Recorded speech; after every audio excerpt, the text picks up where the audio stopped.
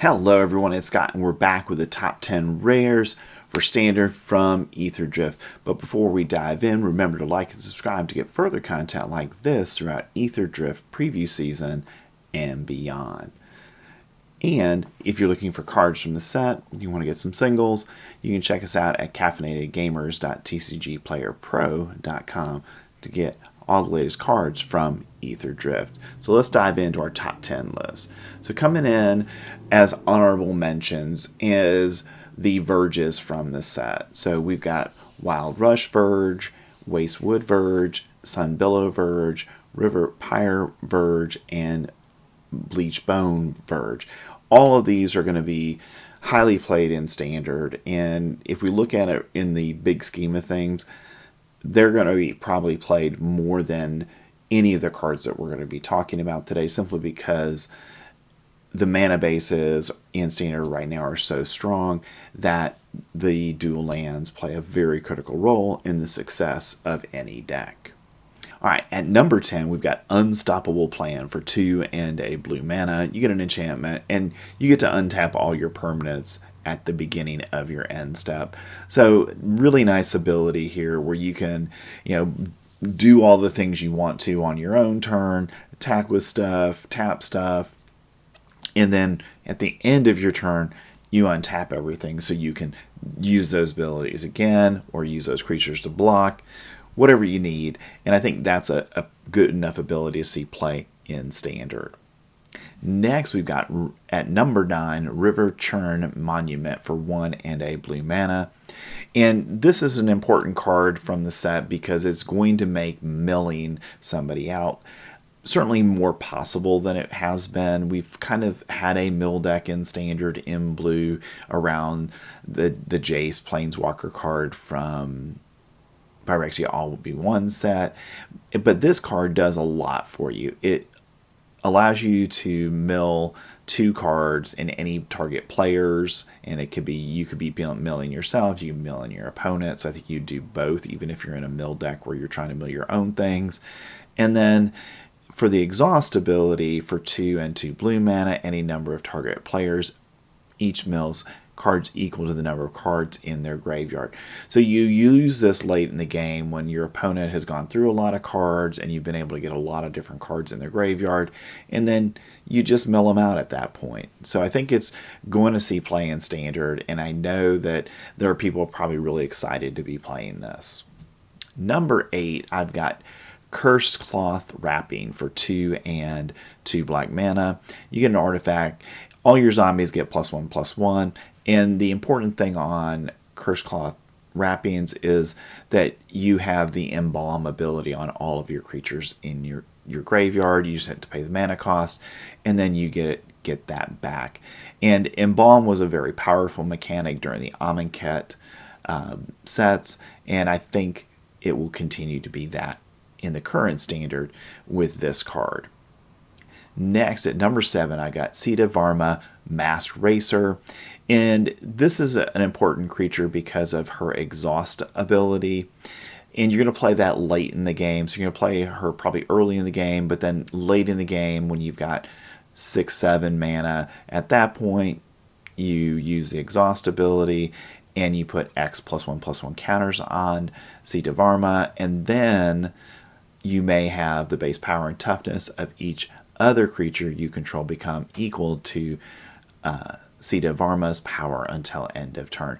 So basically, hey, if you can get 3 or 4 counters on this, now it's 5, so everything's base power is going to be 5. So really powerful ability here that I think has a place in standard. Number 6, I've got Howl Squad Heavy. Okay, and this is our Goblin Lord from the set. And it's not giving your goblins +1/+1, but all of the other goblins get haste, and at the beginning of combat on your turn, you get to create a 1/1 red goblin creature token. And then if you reach max speed, you can tap Howl Squad Heavy and create a red mana for each of the goblins that you control. So I think this might be the glue card that's needed to turn goblins in standard into a playable deck. And number 5, I've got Winter, Cursed Rider. And Winter, I think, is going to be part of our artifact decks because artifacts you control have ward pay 2 life.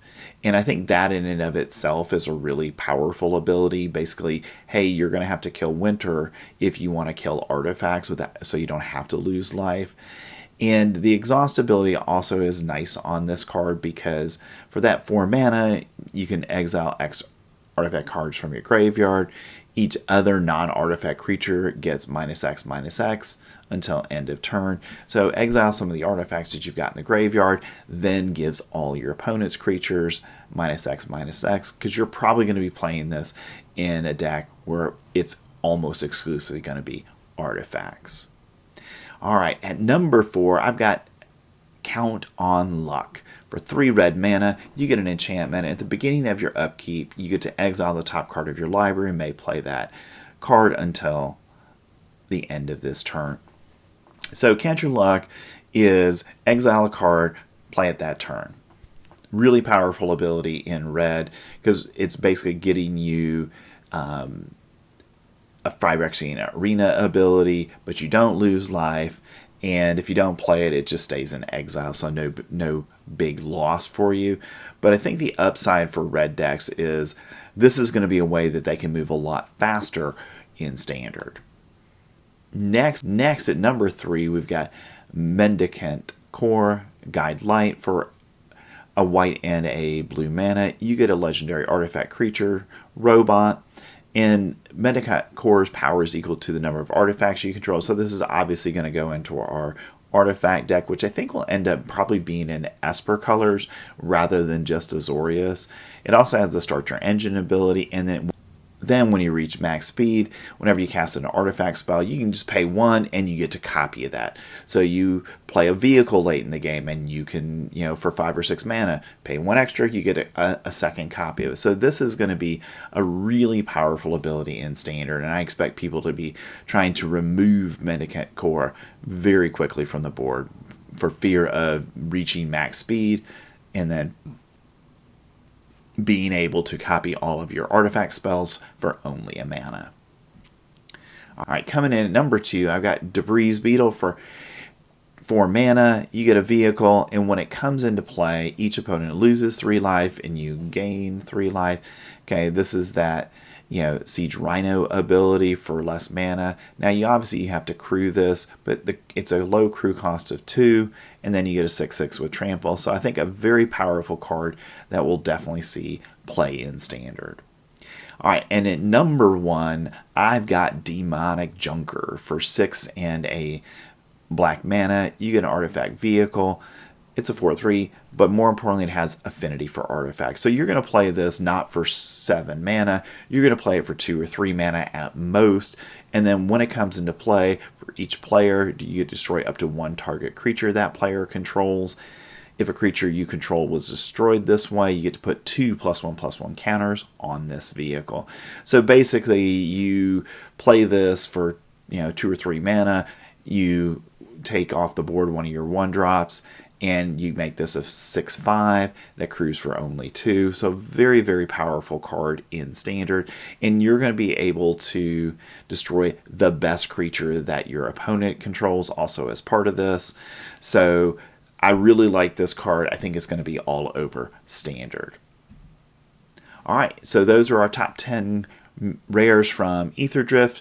Remember, if you need any cards from the set, check us out at caffeinatedgamers.tcgplayerpro.com. And I'll be back next time to talk about the top 10 uncommons from Aetherdrift. Thanks for staying to the end of the video, and I will see you in the next one.